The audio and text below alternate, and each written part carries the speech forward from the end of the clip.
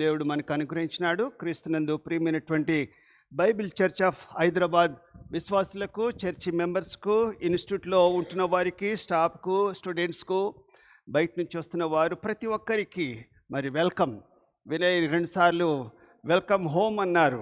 Home అంటే మా ఇల్లు ఇది కాదు కదా, మేము ఇంటి నుంచే వచ్చాము కదా అని కొందరు అనుకుంటున్నారు. ఇది ఆత్మీయ కుటుంబం. ఆత్మీయ కుటుంబం మనకు ఎల్లప్పుడూ శాశ్వతంగా ఉండేది ఆత్మీయ కుటుంబం. దేవుని సన్నిధిలో మనం సహవాసం చేస్తాము కాబట్టి దేవుని పిల్లలం. మన కుటుంబంలో ఉన్న వాళ్ళంతా కూడా దేవుని పిల్లలు కారు. మన కుటుంబంలో ఎవరైతే యేసుక్రీస్తు ప్రభును దేవునిగా, రక్షకునిగా అంగీకరించిన వారు మాత్రమే దేవుని పిల్లలు. వారు ఏ జాతి వారైనా, ఏ మతస్థులైనా, లేకపోతే ఏ కులమైనా, ఏ రాష్ట్రమైనా, ఏ దేశమైనా దేవుని పిల్లలు. సార్వత్రిక సంఘంలో మనమంతా ఈరోజు ఆయన సన్నిధిలో కూడుకొని ఉండాలి. రేడియో ప్రసంగాలు ఒకప్పుడు వినేవాళ్ళం. టీవీ ప్రసంగాలు, యూట్యూబ్లు ఈ కాలంలో బాగా పాస్టర్లది వింటూ ఉన్నాం.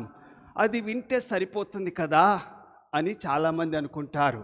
కానీ ఈరోజు వాక్య అంశం ఏంటంటే, మనము దేవునితో సహవాసము ఎందుకు చెయ్యాలి?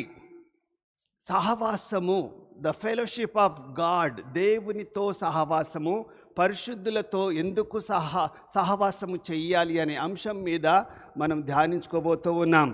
1 యోహాను 1:7 చూసినట్లయితే, 1 యోహాను 1:7 చూసినట్లయితే, అయితే ఆయన వెలుగులోనున్న ప్రకారము మనమును వెలుగులో నడిచిన ఎడల మనము అన్యోన్య సహవాసం గలవారమై యుందుము. అప్పుడు ఆయన కుమారుడైన యేసుక్రీస్తు రక్తము ప్రతి పాపము నుండి మనలను పవిత్రులుగా చేయును. దయగల ప్రభువా, నీ వాక్యాన్ని ధ్యానించగలిగే భాగ్యం మాకు అనుగ్రహిస్తూ ఉన్నారు. అన్యోన్య సహవాసము కలిగి మేము జీవించాలని నా తండ్రి, ప్రతి పాపమును కడిగిన యేసు రక్తములో కడగబడిన మేము అన్యోన్య సహవాసం గలవారమై ఉండాలని మీరు కోరుతూ ఉన్నారు. కనుక ఈ రీతిగా ఆదివారం మేము సహవాసం చేస్తూ ఉన్నాం. మా మధ్యలో మీరు ఉండండి. మా నోటికి బూరగా మీరు మాట్లాడి ప్రభువా మమ్మల్ని ఆదరించి దీవించి పంపించమని యేసుక్రీస్తు పరిశుద్ధ నామమును అడుగుచున్నాము తండ్రి. ఆమేన్. మీకు అర్థమైందనుకుంటాను. ఎందుకు సహవాసం చెయ్యాలి అంటే, లోకంలో ఉన్న వారితో మనము సహవాసం చెయ్యకూడదు. అంటే వారితో కలిసి పని చేసుకోవాలి. ఎందుకు సహవాసం చెయ్యాలి, ఎందుకు చెయ్యకూడదు, చేస్తే ఎంతవరకు అది లాభము, అది దేవుని ఆశీర్వాదాలు మనం ఎలా పొందగలము అనే కొన్ని విషయాలను, మరి పాయింట్లను మనం ధ్యానం చేసుకోబోతున్నాం. 7 పాయింట్లు ఈరోజు ఉంటాయి. అంటే 7 మాటల మీద నేను ధ్యానించబోతూ ఉన్నాను. కనుక మీరు జాగ్రత్తగా ఉండి మరి ఆలకించాలని కోరుతూ ఉన్నాను. 1 యోహాను 1:3 చూసినట్లయితే, మాతో కూడా మీకును సహవాసము కలుగున్నట్లు మేము చూచిన దానిని, వినిన దానిని మీకును తెలియజేయుచున్నాము. మన సహవాసం అయితే, చెప్పండి, మన సహవాసం అయితే తండ్రితో కూడాను ఆయన కుమారుడైన యేసుక్రీస్తుతో కూడా ఉన్నది. ఇప్పుడు తండ్రి కుమారునితో మనం సహవాసం చేస్తున్నాము. తండ్రి కుమారులు ఇప్పుడు ఈ లోకంలో మనకు కనబడరని గత వారం క్రితము మనము ధ్యానించుకున్నాము. ఎవరు మనలో ఉంటారు, ఎవరు మనతో ఉన్నారు? మనతో ఉండడం మంచిదా, మనలో ఉండడం మంచిదా అంటే, మనతో ఉంటారు, మళ్ళీ వెళ్ళిపోతూ ఉంటారు. మనలో ఉంటే ఎప్పటికీ బయటికి పోరు.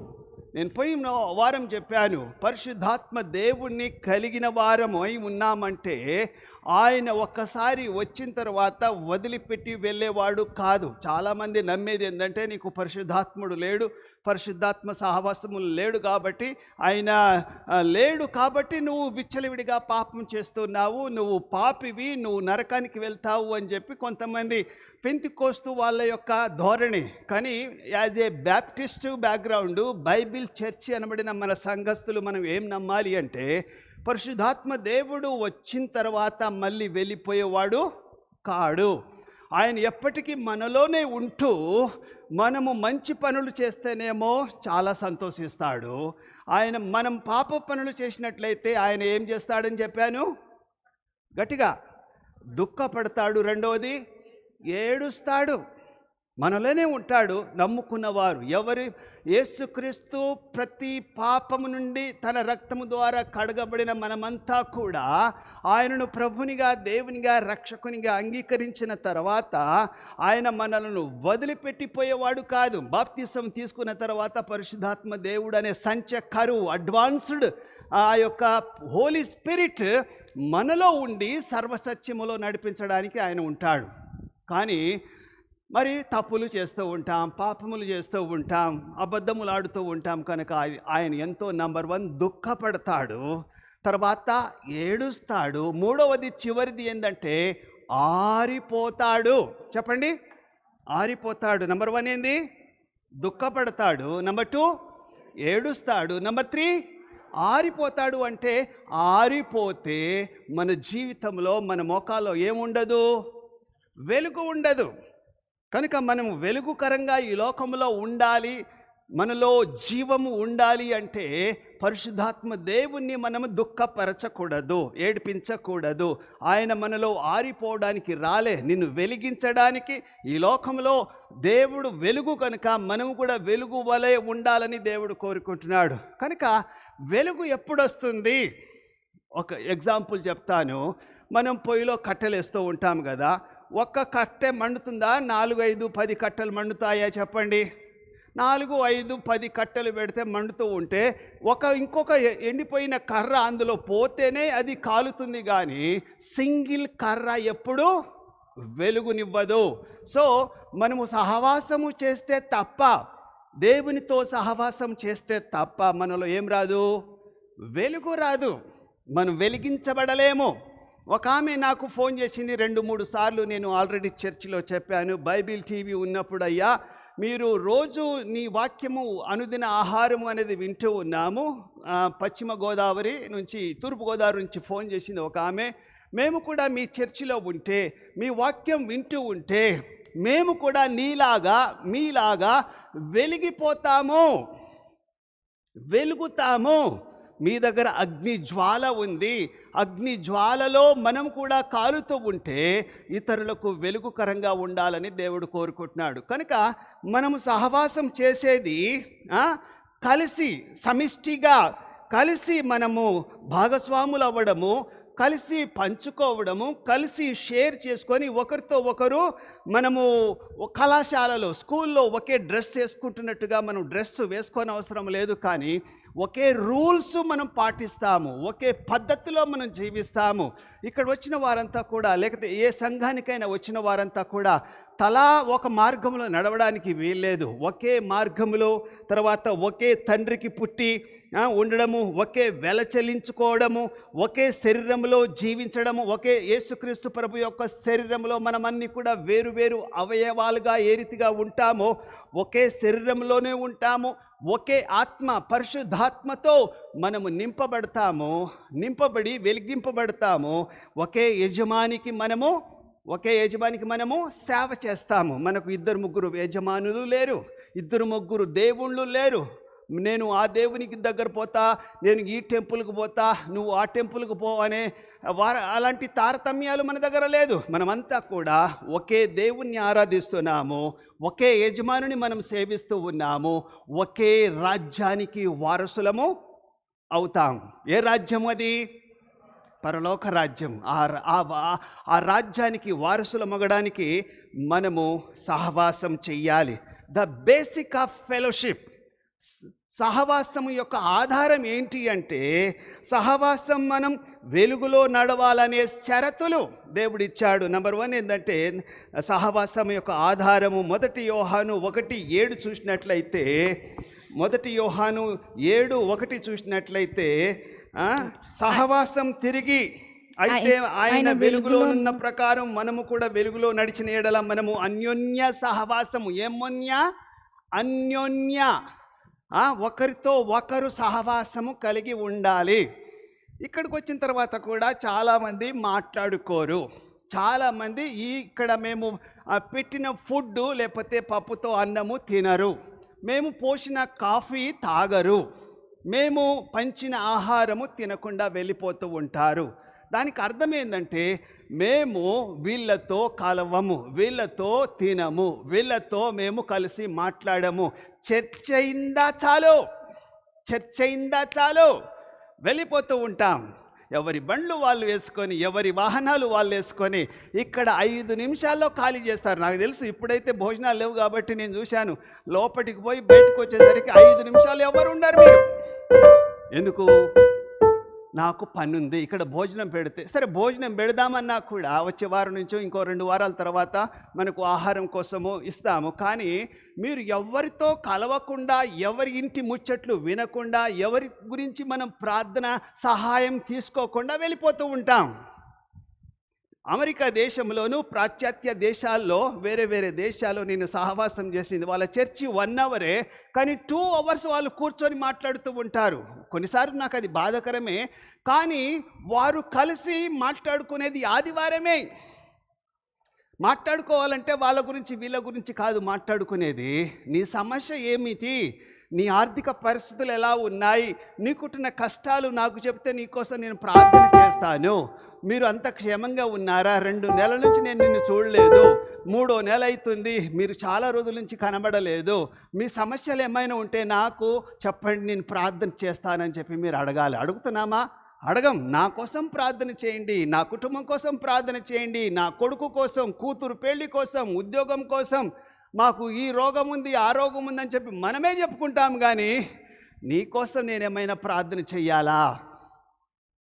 అది నిజమైన అన్యోన్య సహవాసము. ఎందుకంటే దేవుడు సహాయం చేయడానికి సిద్ధంగా ఉన్నాడు.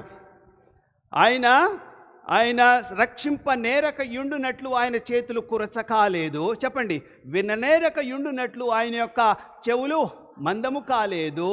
మీ పాపములు ఆయన ముఖానికి మరుగు చేయబడింది కనుక మీ ప్రార్థన దేవుడు వినడం లేదు. యెషయా గ్రంథం 9వ అధ్యాయం 2వ వచనం చూసినట్లయితే అదే కనుక మన సహవాసం తిరిగి సమాధానాన్ని వివరిస్తుంది. క్రీస్తు రక్తంలో కడగబడుతుంది. ఈ రక్తం ప్రవహించినప్పుడు ఆ సహవాసంలో మనము ఒకరినొకరు షేర్ చేసుకుంటాం. ఇక్కడ షేర్ చేసుకోకపోతే మీరు ఇంట్లో షేర్ చేసుకోరు, అంటే ఇంట్లో పంచుకోరు. ఇక్కడ మీ కుటుంబం ఇది నిజమైన కుటుంబం. అందుకోసమే వినయ్ పాస్టర్ గారు welcome home, this is real home, this is the permanent home. మీ ఇల్లు కాదు, మీ హోమ్. మీ ఇంట్లో చాలామంది, మీ కుటుంబంలో చాలామంది ఇంకా యేసుక్రీస్తు ప్రభును నమ్ముకోకపోవచ్చు. కొందరు నమ్మి ఉంటే, అందరూ నమ్మి ఉంటే దేవునికి స్తోత్రములు. కానీ అసలు శిశులైన కుటుంబము ఇది. ఈ కుటుంబాన్ని మనం పలకరించుకోవాలి, ఈ కుటుంబాన్ని మనం క్షమించాలి, ప్రేమించాలి. ఏదైనా వాళ్ళ ఇంట్లో సమస్య ఉందా, నువ్వు అందరితో మాట్లాడకపోయినా కొందరితోనన్నా మాట్లాడి వారితో టైం స్పెండ్ చెయ్యి. అక్కడక్కడ కుర్చీలు వేసుకొని మాట్లాడుతూ ఉంటే మేము ఏం మిస్అండర్స్టాండింగ్ చేసుకోము. ఎందుకంటే ఒకరినొకరు తెలుసుకోవడము, ఒకరి పరిస్థితి ఒకరికి చెప్పుకోవడం వల్ల ఏమవుతుంది, పరువు పోతుంది. కొందరు నా గురించి ఇట్లా అనుకుంటారు, అట్లా అనుకుంటారు అని చెప్పి మనము చెప్పుకోకుండా ఉంటాం. చెప్పుకుంటే ఏమైతే చెప్పండి, భారము దిగిపోతూ ఉంటుంది. అన్నం ఉడికినప్పుడు మూత పెడతాం కదా, అన్నం నేను వండను, మీరే వండుతున్నారు చాలామంది. కానీ మూత తీస్తే ఏం పోతుంది, ఆవిరి పోతున్నట్టుగా మనం చెప్పుకుంటే, మనం మన ప్రభు బిడ్డలకు చెప్పుకుంటే, షేర్ చేసుకుంటే మనలో ఉంటున్న ఆవిరి, కోపము, బాధ చల్లారుతుంది. కనుక మనము ఎప్పుడు కూడా దేవుని బిడ్డలకే చెప్పుకోవాలి, మన చర్చికి వచ్చిన వారికే చెప్పుకోవాలి. మన పరిస్థితి గురించి, మన యొక్క స్థితిని గురించి ఊరంతా చెప్పుకోవడం కన్నా ఈవెన్ మీ బంధువులకు కూడా చెప్పొద్దు. అన్యులైతే వాళ్ళకి అసలు చెప్పొద్దు. వాళ్ళు అర్థం చేసుకుంటారా?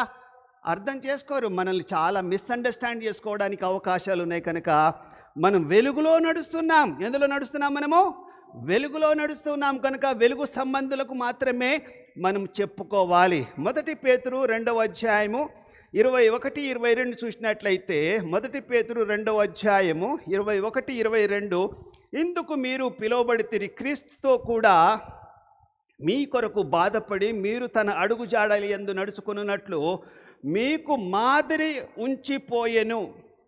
ఓకే, లేదా? చెప్పమ్మా, చదువు. నువ్వు చదువు తల్లి. ఆయన పాపం రాట్లే ఓకే.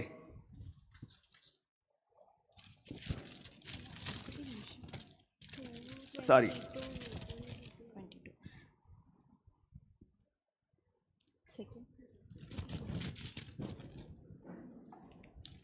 ఆయన పాపము చెయ్యలేదు, ఆయన నోట ఏ కపటమును లేదు. ఎవరి బిడలం మనము? దేవుని బిడలము. మన దేవుడు ఎవరు? యేసుక్రీస్తు ప్రభు. ఆయన రీతిగా ఆయన వెలుగు సంబంధులుగా ఉంటున్న మనము కూడా ఆయన వెలుగు మార్గములో నడవడానికి దేవుడు మనకు అవకాశం ఇచ్చాడు గనుక మనలో కపటం ఉండకూడదు, మనలో ద్వేషము ఉండకూడదు. నేను నీతో మాట్లాడను, నేను నీతో కలవను, నా చేయి నీకు షేక్ హ్యాండ్ ఇవ్వకూడదు. అప్పుడు అదేదో కరోనా సమయంలో చేతులు షేక్ హ్యాండ్ ఇవ్వకూడదని ఉంది. ఇప్పుడు పోయిందిగా, కలుపుకోవచ్చు, మాట్లాడుకోవచ్చు. ఆ కాలంలో ఆది సంఘంలో ఏం చేసేవారు? పవిత్రమైన ముద్దులు పెట్టుకునేవారు. మనం ఇప్పుడు ముద్దులు పెట్టుకోలేము. మన దేశంలో, అమెరికాలో, వేరే వేరే దేశాల్లో ముద్దులన్నీ పెట్టుకుంటారు, కానీ మనం ముద్దు పెట్టుకోలేము. కనీసము మాట్లాడగలమా? చెయ్యి కలపకపోయినా పర్వాలేదు, కానీ ఒక 2 నిమిషాలు, బ్రదర్ చాలా ఏళ్ళైంది, 2-3 నెలలైంది నేను చూడక, చాలా రోజులైంది, నీ పరిస్థితి ఎలా ఉంది, నీకోసం నేనేమైనా ప్రార్థన చేయగలనా, నీకోసం నేనేమైనా మరి దేవుని సన్నిధిలో ప్రార్థన చేసి నీ సమస్యను తీరుస్తాను అని చెప్పాలి. మీరు ఎప్పుడు కూడా నా కోసం ప్రార్థన చేయండి, నేను చాలా కష్టాల్లో ఉన్నాను, నేను చాలా చెప్పుకోలేని స్థితిలో ఉన్నానని మీరు చెప్పకూడదు. మీ పరిస్థితి ఎవరికి తెలుసు? ఎప్పుడైతే మీరు ఇతరుల కొరకు ప్రార్థన చేస్తామని అంటారో మీ పరిస్థితులను ఎవరు చేస్తారు? దేవుడు చూసుకుంటాడు. ఎప్పుడు కూడా మన కోసము మన పరిస్థితులు మనకంటే ఎక్కువగా ఎవరికి తెలుసు? దేవునికి తెలుసు. కనుక మనము ఓకే, నా దేవుడు నాకున్నాడు, మనం ఎప్పుడైతే ఇతరుల కొరకు మనం ప్రార్థన చేస్తామో మన కొరకు దేవుడు మన పరిస్థితులు ఆయన చక్కదిద్దుతూ ఉంటాడు. మనము మన కోసం ప్రార్థన చేయండి, ప్రార్థన చేయండి, ప్రార్థన చేయండి అని చెప్పుకోవడం కన్నా ప్రార్థన చేస్తా మీ ప్రాబ్లమ్స్ ఏమైనా ఉంటే నాకు చెప్పండి అనే స్థాయిలో మనం ఎదగాలి. మనం ఇచ్చువారుగా ఉండాలా, పుచ్చుకునేవారుగా ఉండాలా? ఈవెన్ ప్రార్థన విషయంలో కూడా ఇచ్చేవారుగా ఉండాలి. ఈ సిస్టర్ ఎప్పుడు నన్ను అడగంది, నా కోసం ప్రార్థన చేస్తానన్నది నాకెంత సంతోషం వేసిందని చెప్పి మనము ఇతరుల కొరకు ప్రార్థన చేసేవారుగా ఉండాలి. ఎందుకంటే సిలువ వైపు, సిలువలో యేసుక్రీస్తు ప్రభువుని చూసినప్పుడు మనము ఆ యొక్క సిలువ అనే భారాన్ని మనం మొయ్యాలి. మన భారము మొయ్యండి, తీసుకోండి, ప్లీజ్ ఏడవండి, ఓ రోజు మీ సొంత ప్రార్థనలో నన్ను జ్ఞాపకం చేసుకోండి అంటారు కొంతమంది. మీ కుటుంబ ప్రార్థనలో నన్ను జ్ఞాపకం చేసుకోండి, నా పరిస్థితులు జ్ఞాపకం చేసుకోండి అంటారు. దేవుడు జ్ఞాపకం చేసుకోడా? నువ్వు ఎప్పుడైతే ఇతరుల కొరకు ప్రార్థన చేస్తావో దేవుడు నీ ప్రార్థన ఆలకిస్తాడు. నీకోసం ప్రార్థన చేస్తే తప్పు లేదు, కానీ నీ యొక్క ఫోకస్ అంతా కూడా ఇతరుల కొరకు. ఆ ఇతరులు ఎక్కడుంటారు? ఎక్కడ కనబడతారు? చెప్పండి. వాళ్ళు ఎక్కడ కనబడతారు? బజార్లో పోతే కనబడతారా? సూపర్ మార్కెట్లో పోతే కనబడతారా? మన యొక్క ఆఫీసులో పోతే కనబడతారా? దేవుని పరిశుద్ధ సంఘం అనబడిన ఇక్కడే వాళ్ళు కనబడతారు. వారానికి ఒకసారి లేక 2 సార్లు మాత్రమే కనబడతారు. కనుక అవసరమైనంత వరకు తప్పకుండా మీరిద్దరూ కలిసి నడవాలి. యేసుక్రీస్తు ప్రభు కూడా అంటున్నాడు, సమ్మతింపక ఇద్దరు నడవగలడా? నడవలేరు. ఏదో ఒకటి అనుకొని కలిసి నడవాల్సిందే, కానీ నేను కలవను, నేను నా ముఖాన్ని చూపించను, నేను వచ్చింది దేవునితో మాట్లాడటానికే కానీ దేవుని సన్నిధి కోరడానికే కానీ నా పక్కనున్న వాళ్ళతో నాకు సంబంధము లేదు అనే ధోరణిలో మనం జీవించినట్లయితే నీకు క్షమాపణ, ప్రేమించే మనసు లేదని దేవునికి తెలుసు. మనం వెళ్ళవలసింది ఎక్కడా? పరలోకం. మన ప్రయాణం, మన దిశ ఎక్కడా? తూర్పుకా, పడమరకా, ఉత్తరానికా, దక్షిణానికా? మనము పరలోక దిశగా నడవాలి. పరలోకంలో నడుస్తున్న వారితో మనము సహవాసం చెయ్యాలి. తూర్పుకు, పడమరకు, ఉత్తర, దక్షిణంలో ఉంటున్న వారి కోసము ప్రయాణం చేసే వారితో మనము జీవించకూడదు. మన ప్రయాణము ఇట్లా ఎవరుంటారు? ఇక్కడ కనబడతారు. దేవుని సహవాసంలో ఉన్న వారితోనే మనం నడవగలము. కనుక ఒకరితో ఒకరు ఏకీభవించాలి. మన యొక్క వేగం, మన యొక్క కలిసి నడవడం, కలిసి ప్రయాణం చేస్తూ ఉంటే సమానంగా నడుస్తారా? లేకపోతే ఇట్లా నడుస్తారా? చెప్పండి, కలిసి నడవడం అంటేనే పక్క పక్క నడవడము. అయితే మనం ఇట్టి నడవాలి, ఇట్టి నడవాలి, ఇట్లా కాదు. ఇది కాదు మన ప్రయాణం, ఇది కాదు మన ప్రయాణం. మన ప్రయాణం ఇట్లా ఉంది కాబట్టి మనం కలిసి అన్యోన్య సహవాసం కలిగి క్రీస్తుతో కూడా పరిశుద్ధుల జీవితం కలిగి జీవించాలని దేవుడు కోరుకుంటున్నాడు. మనము ఈ లోకంలో ఏ శరీరాన్ని మనము ఏకీభవిస్తూ ఉంటాము. ఈ శారీరకమైన శరీరము ఈ లోకంలో ఉండిపోతుంది, కానీ మనలో ఉన్నవాడు లోకంలో ఉన్నవానికంటే గొప్పవాడు. ఆయనతో కలిసి మనము ప్రయాణం చేస్తూ ఉన్నాం కనుక మన యొక్క దిశ వేరు. ఎవరితో మనకు సహవాసం ఉంది? With whom do we have fellowship? With whom do we have fellowship? ఎవరితో మనం ఫెలోషిప్ చేయాలి? ఎవరితో చెయ్యాలి అంటే తండ్రి కుమారునితో అని ఉంది. 1 యోహాను 1:3 మనం దేవుని కుటుంబంలోనికి జన్మించాము. ఇప్పుడు మనం దేవుని కుటుంబంలో నిజమైన సభ్యులం. మనకు హృదయాలు ఏకంతో ఉంటాం. దేవుని కుటుంబంలో ఇది దేవుని కుటుంబం. బయటికి పోతే దేవుని కుటుంబం కనబడదు. వింటున్నారా? ఇది దేవుని కుటుంబం. మీరు అనుకోవచ్చు, ఇది నా కుటుంబం ఎందుకైతుంది? అసలు సిసలైన కుటుంబం ఇదే. మళ్ళీ చెప్తున్నాను, రికార్డింగ్ చేసుకోండి. దేవుని కుటుంబము ఎక్కడుందంటే ఇది దేవుని కుటుంబం. మనము రాంపల్లిలోను, గోధుమకుంటలోను, ఈసీఏలోను, మరి నాగారంలో మీరున్నా, లేకపోతే ఏస్రావు నగర్లో మీరున్నా, ఈసీఎల్లో మీరున్నా, ఎక్కడున్నా కూడా ఇది నిజమైన దేవుని కుటుంబం, దేవుని బిడ్డలు. ఈ లోకంలో కొన్ని సంవత్సరాలు ఈ కుటుంబంలో మనము కలుస్తూ ఉంటాం. ఈ కుటుంబస్తులతో మనము కలిసి మెలిసి జీవించాల్సిందే.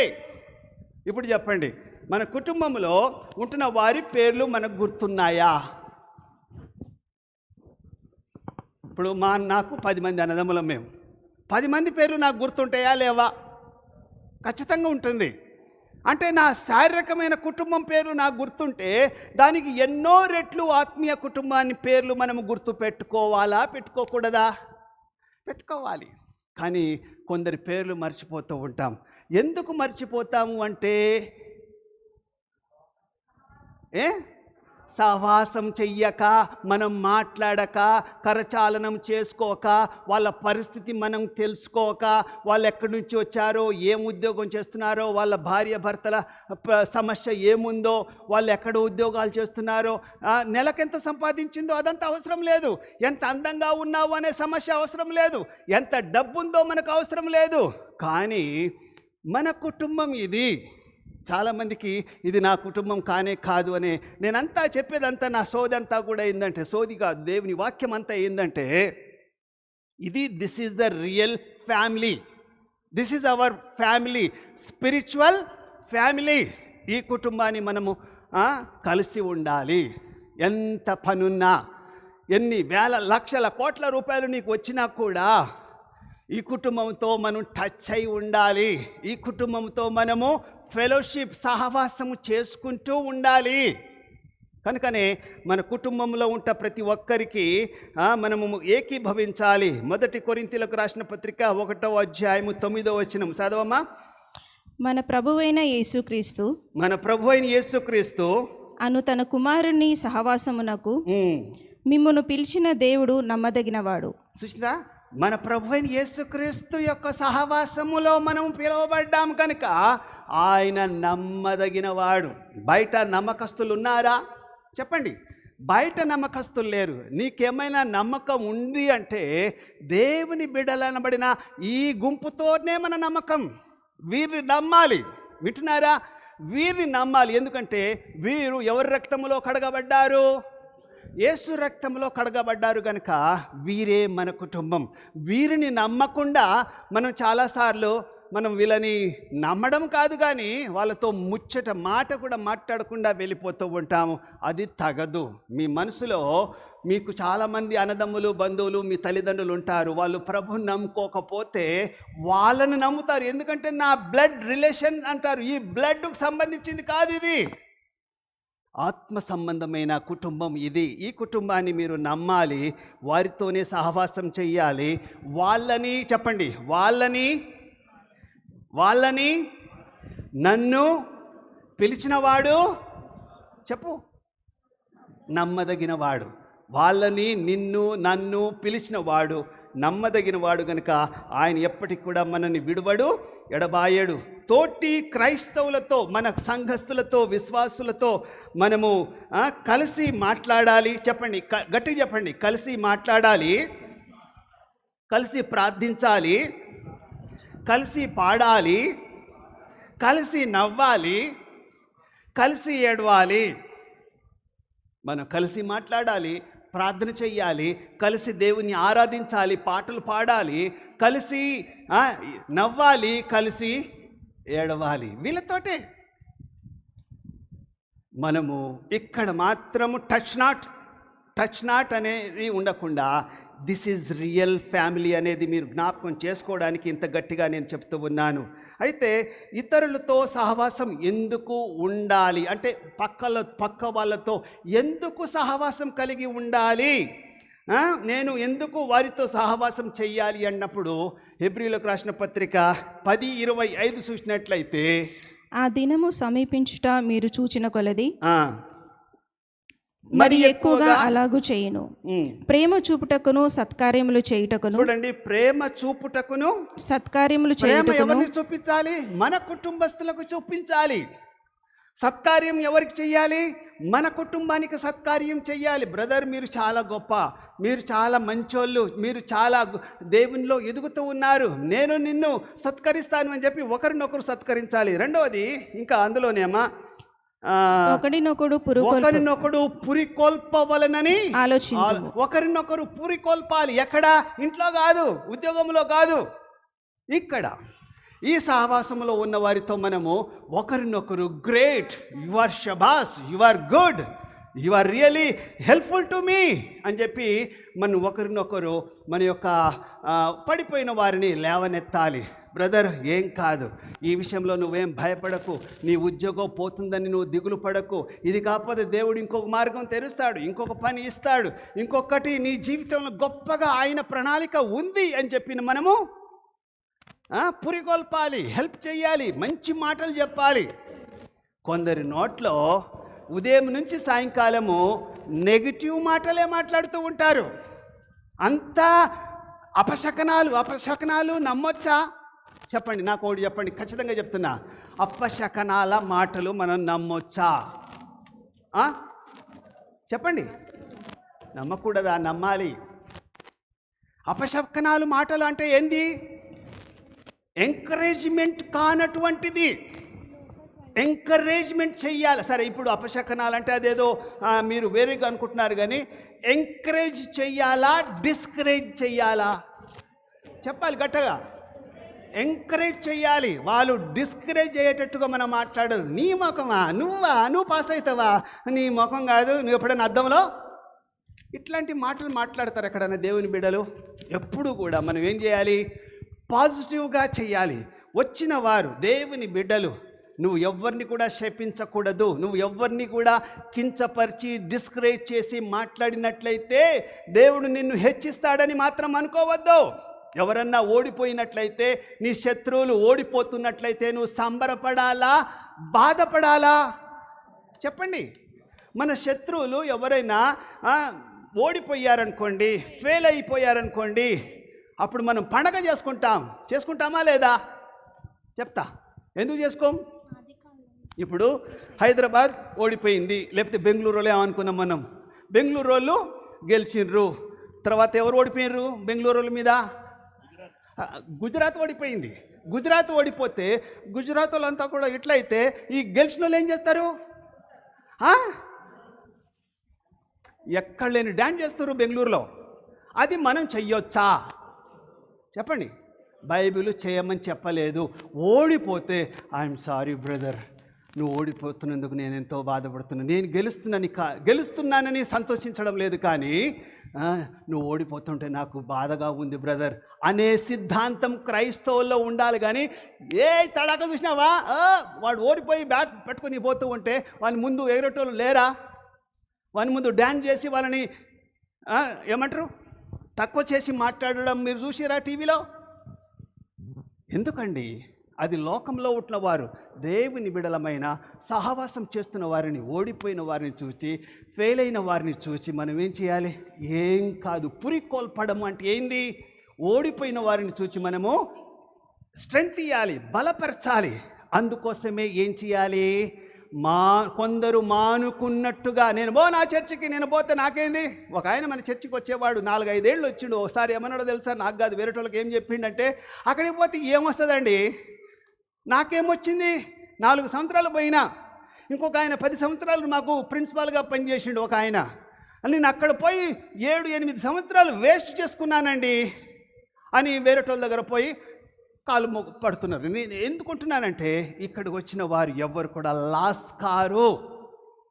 దేవుని సన్నిధిలో వచ్చిన వారు లాస్ అయిపోయాము, అనవసరంగా ఇన్ని సంవత్సరాలు అక్కడికి పోయి మేము ఎంతో పోగొట్టుకున్నాము, ఏమీ నేర్చుకోలేదు, అంతా వృధా అనేవాళ్ళు నన్ను కాదు నిందించేది. ఎవరిని?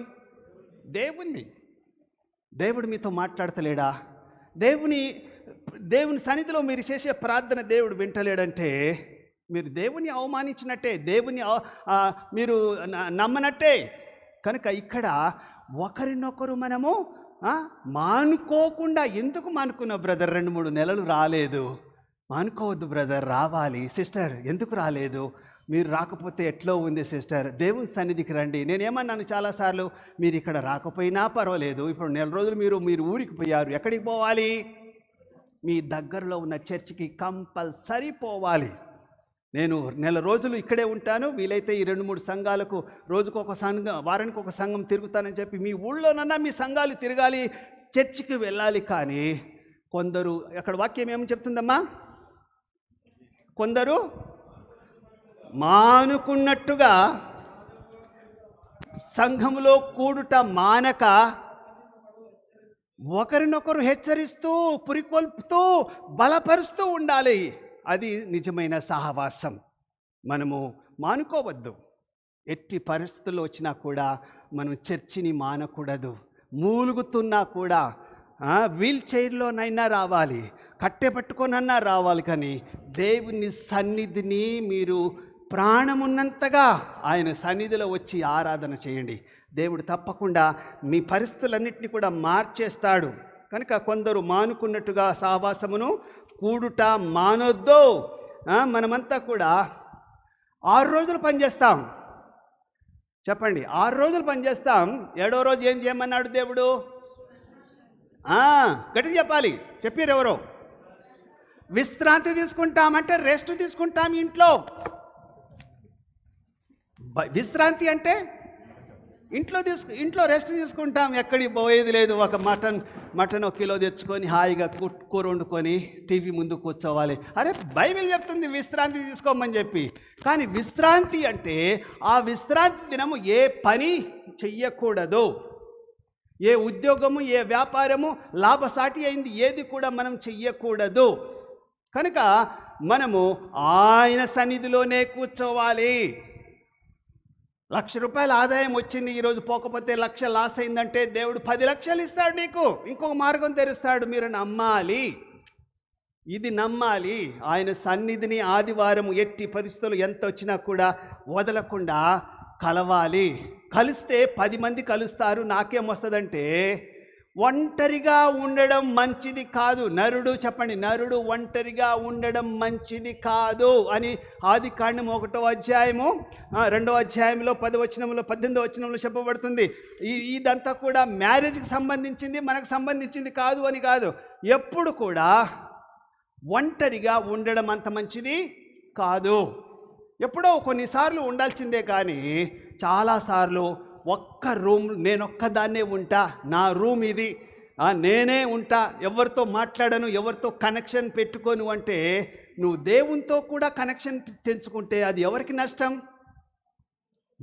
మీకే నష్టం. కనుక మనము ఒకరితో ఒకరు సహవాసం చేయాలి. ముఖ్యంగా ముఖ్యంగా ఆడోళ్ళు ఒంటరిగా ఉండడం మంచిది కాదు. మొగలన్నా ఎట్లాగో వాళ్ళతో వీళ్ళతో అవసరం లేకపోయినా తిరుగుతారు, కానీ ఆడవాళ్ళు ఒంటరిగా ఉండడం అస్సలు మంచిది కాదు. కనుకనే తోడు కావాలి, మనిషి తోడు కావాలి.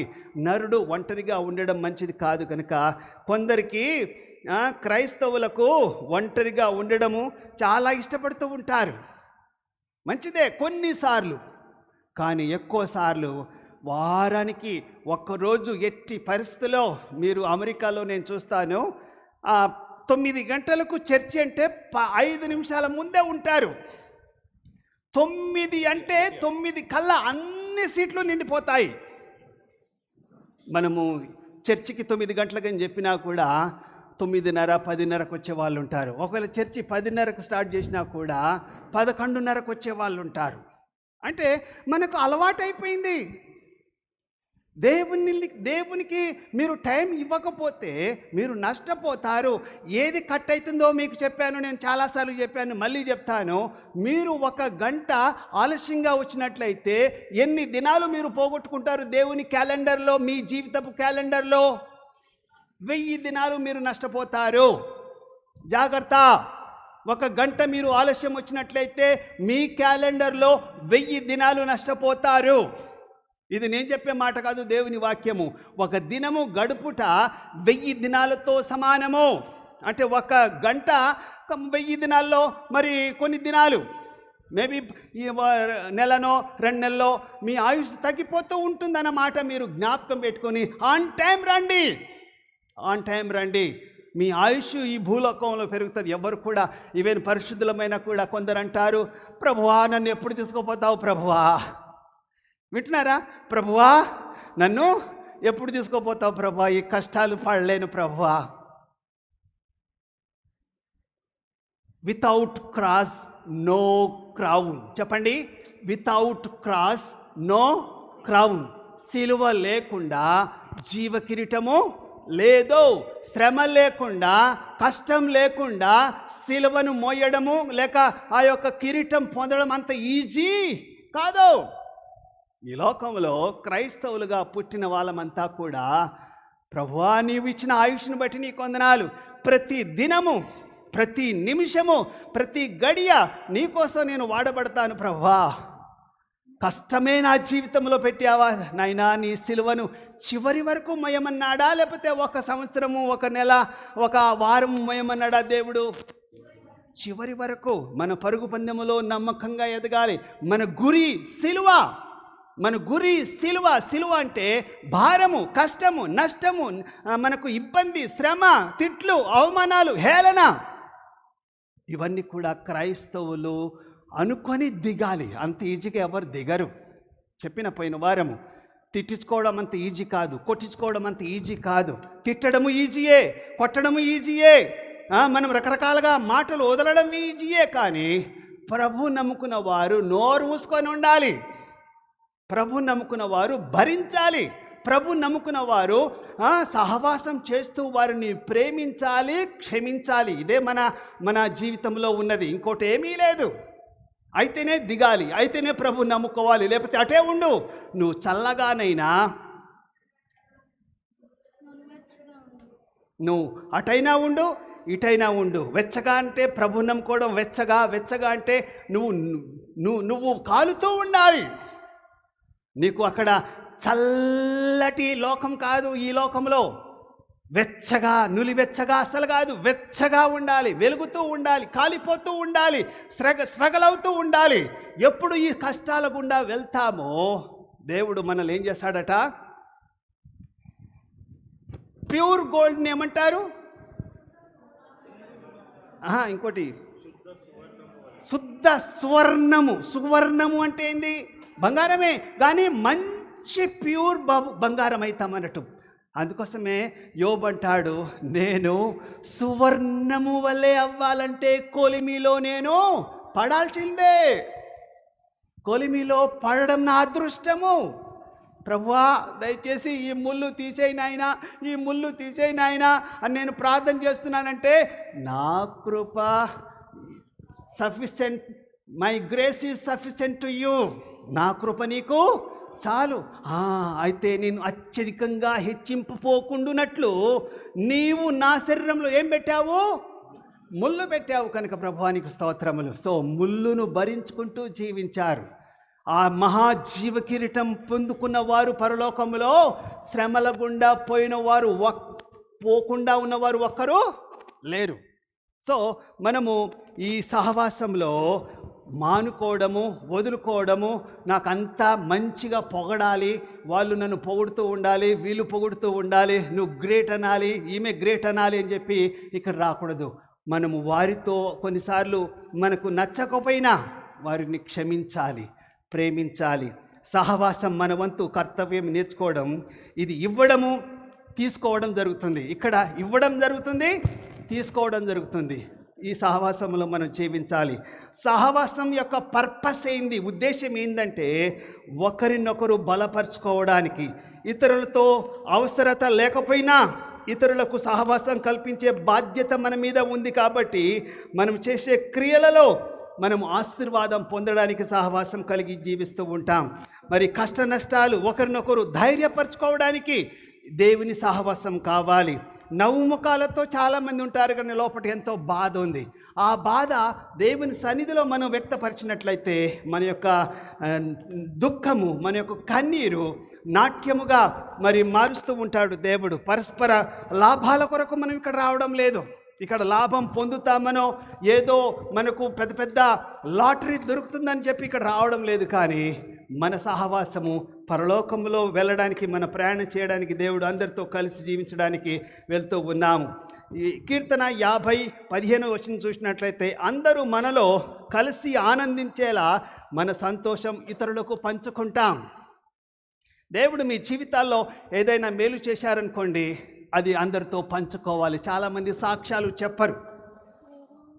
ఎవరైనా సాక్ష్యాలు చెప్తారా అంటే గమ్మున కూర్చుంటారు. దేవుడు మీ జీవితాల్లో ఏదైనా ఒక మంచి కార్యం జరిగించినప్పుడు దాన్ని 10 మందికి చెప్పడం ఎవరికి మహిమ? దేవునికి మహిమ. మనం చెప్పుకోం. దేవునికి తెలుసు కదా, దేవుడు నేను అడిగినా దేవుడు నాకు ఇచ్చాడు. మళ్ళీ ఆయన గురించి నేను 10 మందికి చెప్పేది ఏంటి అంటే మళ్ళీ నువ్వు ఆయనకు సాక్ష్యంగా ఈ లోకంలో అప్పుడు నువ్వు సాక్ష్యం ఇచ్చినావు అంటే నువ్వు ఇతరులకు ప్రభులో మరి పెంచేటట్టుగా, దగ్గరకు వచ్చేటట్టుగా చేస్తావు. కనుక సాక్ష్యాలు చాలా ఇంపార్టెంట్.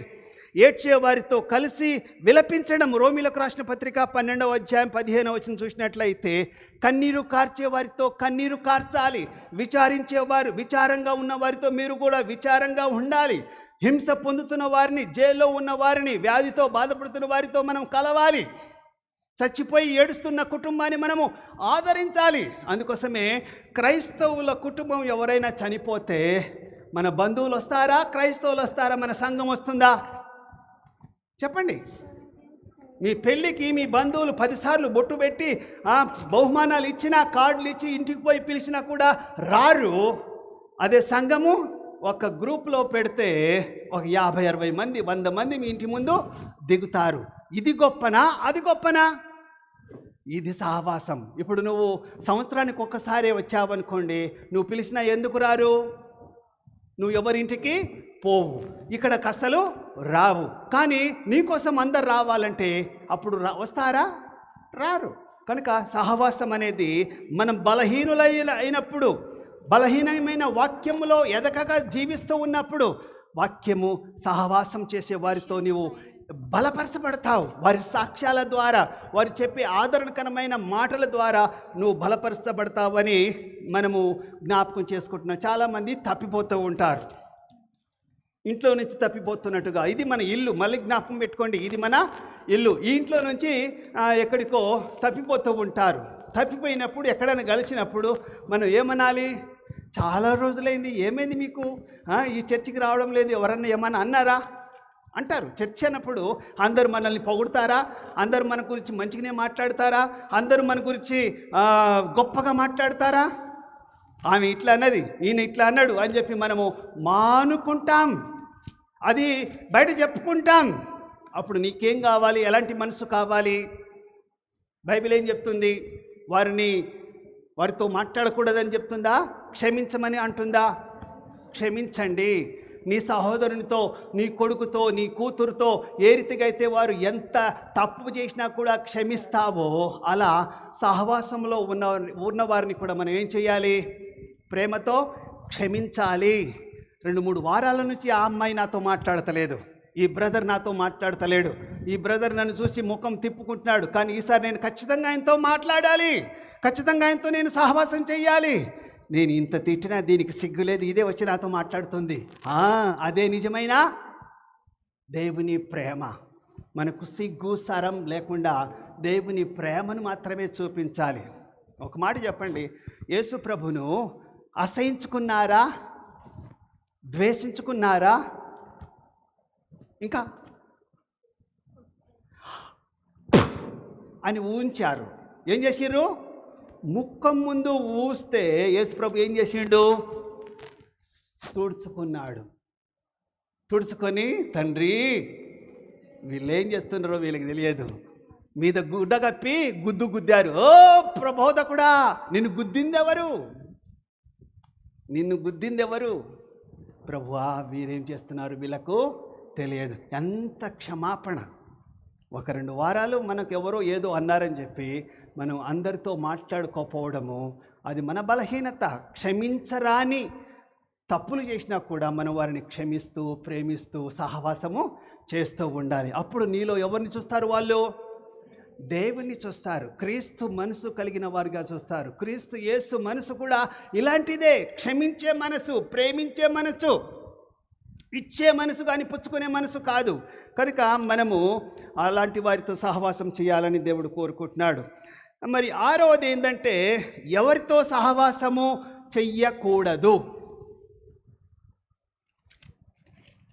ఎవరితో ఫెలోషిప్ చెయ్యకూడదు, నిషేధించబడింది. అంటే నంబర్ 1, దయ్యాలతో సహవాసం మనం చెయ్యకూడదు, మంత్రగాలతో మనం సహవాసం చెయ్యకూడదు, భూత వైద్యాలతో మనం సహవాసం చేయకూడదు, సోదెగాలతో మనం సహవాసం చేయకూడదు, అబద్ధ ప్రవక్తలతో, అబద్ధ బోధకులతో మనం సహవాసం చేయకూడదు, వాక్యానుసారంగా ఉన్నది బోధించకుండా, వాక్యం లేకుండా దేవుడు నాకు చెప్పాడు, దేవుడు నాకు దర్శనం ఇచ్చాడు, దేవుడు నాతో మాట్లాడాడు అని చెప్పే వాళ్ళతో మనం మాట్లాడకూడదు. దేవుడు మాట్లాడితే దేంతో మాట్లాడాలి? వాక్యంతోనే మాట్లాడాలి. వాక్యం లేకుండా నాకు దేవుడు చెప్పాడు, రాత్రి కలలో వచ్చి దేవుడు చెప్పాడు, వీళ్ళంతా కూడా సోదెగాళ్ళు, మంత్రగాళ్ళు, వీళ్ళందరితో మనం సహవాసం చెయ్యకూడదు. నంబర్ 2 ఏంటంటే, ఫలించని వారితో కూడా, ఆత్మ ఫలాలు ఫలించకుండా ఎక్కడి వేసిన గొంగడి 15 సంవత్సరాల నుంచి గుడికి వచ్చినా కూడా దేవుడు లోకమును ఎంతో ప్రేమించుచున్నాడు కాగా ఆయన తన అద్వితీయ కుమారుని యందు డాష్ అంటే ఏమో నాకు తెలియదు అన్న వాళ్ళు ఏంది అన్నట్టు అర్థం. ఫలించలేదు. ఎందులో ఫలించలేదు? ఆత్మ ఫలములు ఫలించక గొడ్డులాగా ఉంటే, పండ్లు కాయకపోతే, అరే రే వీళ్ళు చాలా చాలా ఫలాలు ఇవ్వనటువంటి కుటుంబాలు, వీళ్ళతో సహవాసం చేస్తే బాగోదు. మంచి కుటుంబములు, సంవత్సరానికి ఒకటేసారి వచ్చే వాళ్ళతో కూడా మనము చెయ్యకూడదు. ఎప్పుడన్నా ఒకసారి రండి బ్రదర్ అని చెప్పాలి. వాళ్ళు మానుకుంటే, మానుకున్న వాళ్ళతో, చర్చికి రాని వాళ్ళతో, పేరుకు క్రైస్తవులు సొలొమోన్ అని చెప్పి లోకంలో ఉన్న ఇంకో పేరు పెట్టుకొని జీవించే వారితో మనం సహవాసము చెయ్యకూడదు.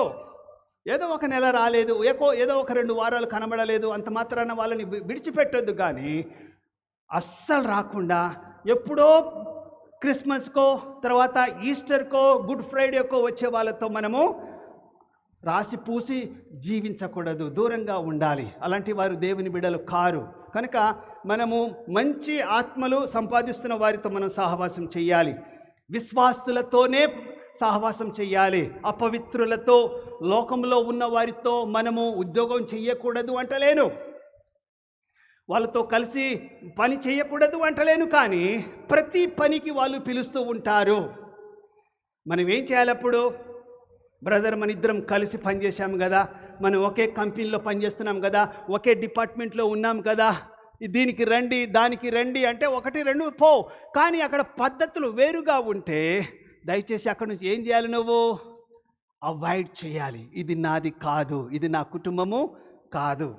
ఇది నిజమైన ఆత్మీయ కుటుంబం కాదు. వీళ్ళెంత ధనికులున్నా, ఎంత పెద్ద పెద్ద ఫంక్షన్లు చేసినా కూడా వీళ్ళు మా వాళ్ళు కారు, ఆత్మ సంబంధమైన కుటుంబం కాదు అని చెప్పి అక్కడి నుంచి మెల్లగా తప్పించుకోవాలి. మళ్ళీ పిలిస్తే ఏమనాలి? నాకు పని ఉంది, అబద్ధం ఆడాలి. అబద్ధం అంటే వివేకమైన అబద్ధం. నాకు పని ఉంది, నేను రాలేను. కొందరికి డైరెక్ట్గా చెప్పాలి, చర్చ్ ఉంది, రాను. ఇది కూడా చర్చే కదా, అంటే ఇందులో ఆత్మీయత నాకు కనబడలేదు కాబట్టి నీతో ఇక్కడ నేను రాలేను అని చెప్పేసేయాలి. కానీ కొందరు వాళ్ళ మోమాటానికి చేస్తూ ఉంటారు. చివరిది, లాస్ట్ది ఏంటంటే క్రైస్తవ సహవాసం ఫలితాలు, రిజల్ట్ ఆఫ్ క్రిస్టియన్ ఫెలోషిప్. క్రైస్తవ యొక్క సహవాసము యొక్క మరి ఫలితాలు ఏంటంటే, నెంబర్ 1, దేవుని చిత్తానికి విధేయులై వెలుగులో నడవడం. ఎందులో నడవాలి? వెలుగు సంబంధులుగా నడవాలి, కానీ చీకటి పనులు మనం చెయ్యకూడదు. ఇతరులతో అంటే మన చుట్టూ ఉన్న వారితో హింసలు, కష్టాలు, ఇబ్బందులు, శోధనలు ఇవన్నీ కూడా మనం భరించాలా, దూరం వెళ్ళిపోవాలి? భరించాలి. కష్టం వచ్చినా, నష్టం వచ్చినా, నేను దేవుని బిడ్డనే, దేవుని కొరకు నేను కష్టపడతానని చెప్పి భరించడానికి మనము క్రైస్తవులతో సహవాసం చేయాలి. ఇతరులతో కలిసి సేవించడం. మన కర్త అయిన దేవుడు ప్రభు అయిన యేసుక్రీస్తును సేవించడానికి నేను ఉంటాను, నేను వస్తాను అని వెళ్ళాలి. కానీ లోకంలో పిలిచిన వారితో మనము ఎక్కువగా వెళ్ళకూడదు. ఒకరితో ఒకరు ఆనందించడం నేర్చుకుంటాం. దేవుని వాక్యము వ్యక్తిగతంగా మనం నేర్చుకుంటాం.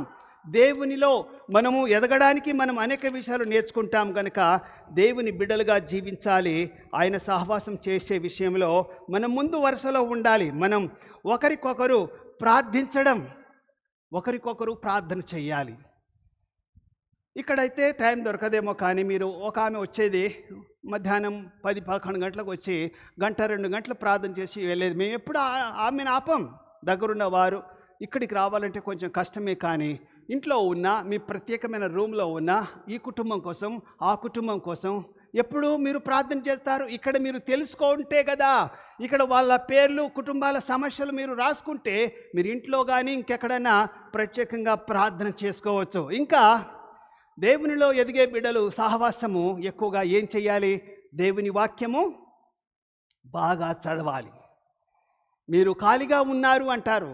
ఖాళీగా ఉంటే పచ్చిసులు ఆడుకోవద్దు, ముసలమ్మ ముచ్చట్లు వినకూడదు, టీవీల సీరియల్స్ చూడకూడదు. దేవుని వాక్యము చదవాలి, ధ్యానించాలి. వృద్ధి కొరకు మనము దేవుని వాక్యములో పెరగడానికి మనం ప్రయత్నం చేయాలి. కానీ ఇతరులతో సంతోషించాలి, ఇతరులతో ఆనందించాలి, ఇతరుల కొరకు ప్రార్థన చేయాలి. దేవుని వాక్యం బాగా మనం చదవాలి.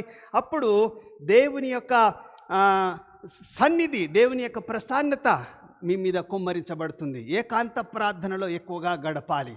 ఏకాంతంగా అంటే సహవాసం చేసిన తర్వాత మీ పర్సనల్